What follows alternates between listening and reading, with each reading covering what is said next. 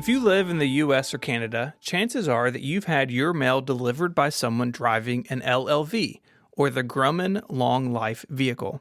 It's quite a product name.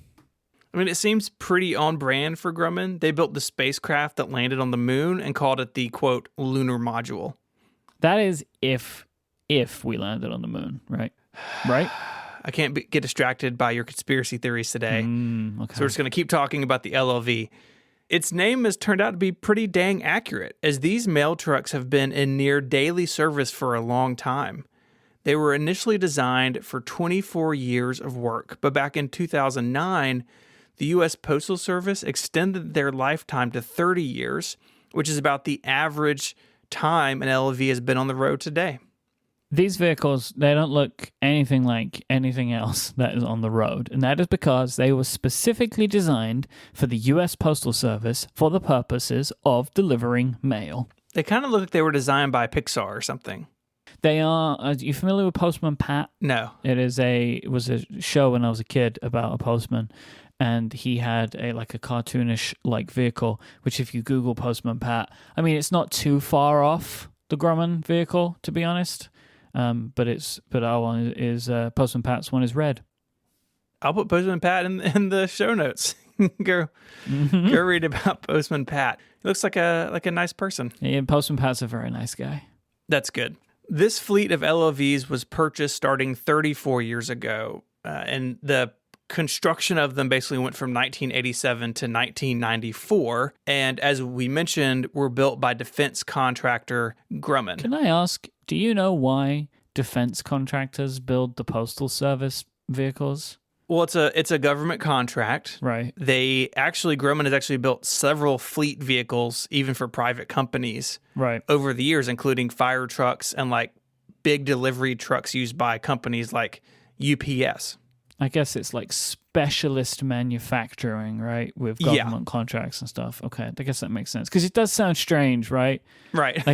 Also, by the way, the Grumman Post vehicles are bulletproof. And they have cannons. We're going to land on the moon.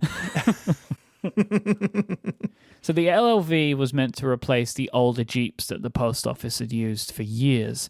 The new vehicle was to be custom designed for delivering mail, so it includes a large metal tray for holding mail and a roll-up rear door for easier loading and unloading. The LLVs operated in the United States are all right-hand drive, so mail carriers can deliver mail while still driving on the correct side of the street. They also feature an incredibly tight turning radius, a low-geared 3-speed automatic transmission, and the ability to haul around up to 1,000 pounds of cargo. I didn't know that about the right-hand drive. That's interesting, right? Do you reckon it takes specific training? I think you probably get trained, but I think you probably also get used to it. Yeah. Or maybe at the end of your day, you get in your own personal vehicle and you get in the wrong side. Oh, no. This is an issue that I had a lot when I was traveling backwards and forwards from the US.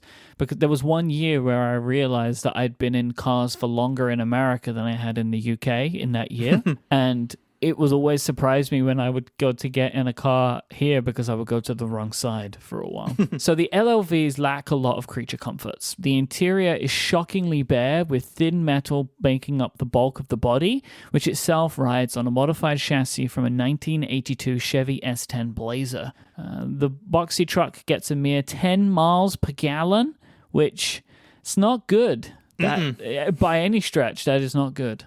There's no air conditioning, which makes the trucks incredibly hot or even dangerous during the summer.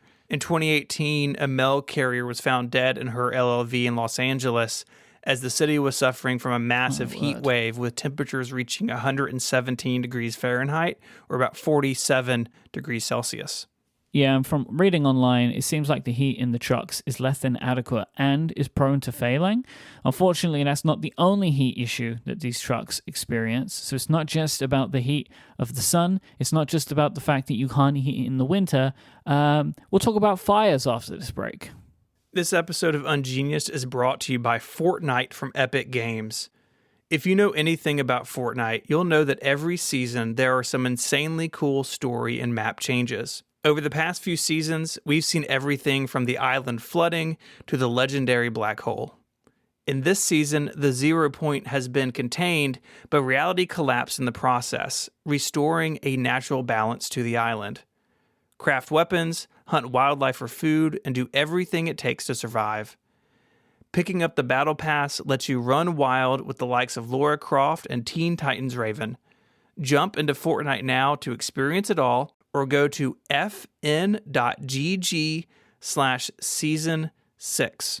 Once again, go to fn.gg/season6, 6 being a digit, to go see it all. Our thanks to Fortnite for their support of the show and Relay FM.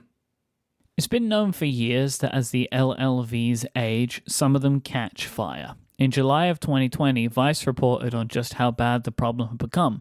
According to their findings, 407 LLVs have caught fire since May of 2014, out of the estimated fleet of 140,000. In 2017, 42 fires were reported. That's roughly one every 10 days. While that's less than half a percentage point of the vehicles, clearly this is a problem. This is dangerous. Yeah, depending on the way you slice that statistic, it sounds okay or bad, right? Not like okay, but like 407 out of 140,000, that's a really small percentage. But one of them catching on fire every 10 days, not so good. Not good. There's no clear pattern to what causes the fires, which is somehow worse that they catch fires in multiple ways. Mm-hmm. There is one well-documented flaw that the lines carrying windshield washer fluid runs over the fuse box. And as they age, these lines crack and the fluid can cause shorts in the electrical components below. But fires have been reported and starting in various other places on the vehicle, and they caught fire in all sorts of temperatures and climates. Over the years, there have been many complaints about a general lack of maintenance to keep the vehicles reliable and safe. And don't forget, as we said earlier, these were built to last a certain amount of time, and that was extended. So I can't imagine that's helped. In some areas, the Postal Service has started replacing LLVs with other vehicles, including minivans, but there are still over 100,000 of these things on the roads, slowly falling apart. Look, this comes down to budgetary issues. The organization is an independent agency under the executive branch of the federal government. As such, the Postal Service's budget is controlled by the US Congress. This really is beyond the scope of today's episode, but the short version is that between Congress and pressure from private shipping companies, the Post Office is in the red by billions of dollars. There's a pretty good segment of Last Week Tonight on this, which was going on last year during kind of like the height of the postal crisis. We'll include a link to that in the show notes.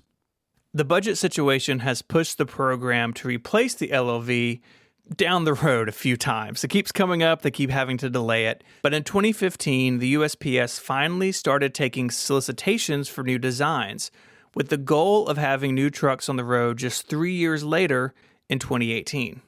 Several prototypes have been built by competing manufacturers, and then COVID slowed things down even more, like it slowed everything. But finally, in February 2021, the new fleet vehicle was unveiled. Dubbed the Next Generation Delivery Vehicle, NGDV. I hate it. It's current generation when it's unveiled. Well, these have a trick, so we'll talk about this. The company Oshkosh Defense, which doesn't sound like a real company, they're going to build up to 165,000 of these vehicles over the next decade. These will be a big upgrade with such modern features as airbags and air conditioning. It's about time. They also feature a much larger windshield for better visibility, larger tires for better handling, and a 360-degree camera system that feeds into a front and rear collision avoidance system. The cars look super cool. Yeah, I said the LLV looked like it was designed by Pixar. I was wrong. This looks like it was designed by Pixar. Maybe it's just Pixar at different times, right? Like back in the Toy Story days, when they couldn't curve stuff. Yeah, old 90s blocky. So the initial NGDVs, really rolls off the tongue, the NGDV, will be powered by a fuel-efficient internal combustion engine, with electric vehicles coming as well, and the vehicles will be designed in a way so that the powertrains can be switched to electric over time. That's pretty cool. It is cool, although I do kind of question if they should just be electric. I think from reading some of this stuff, it seems like in a lot of the country that's not quite feasible yet. Like you got to remember that a large part of the U.S. is extremely spread out.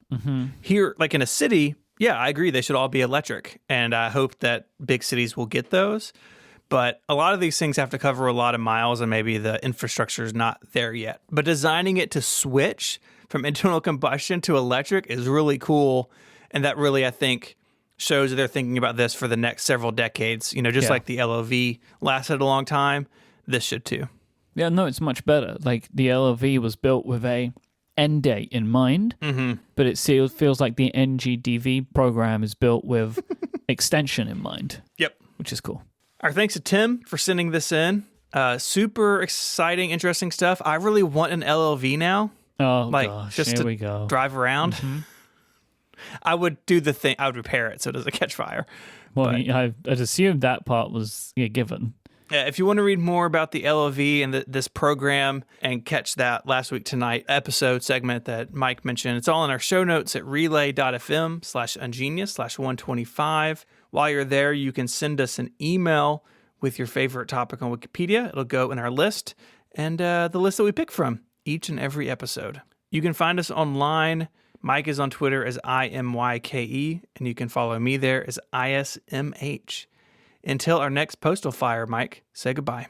Oshkosh. Bye, y'all.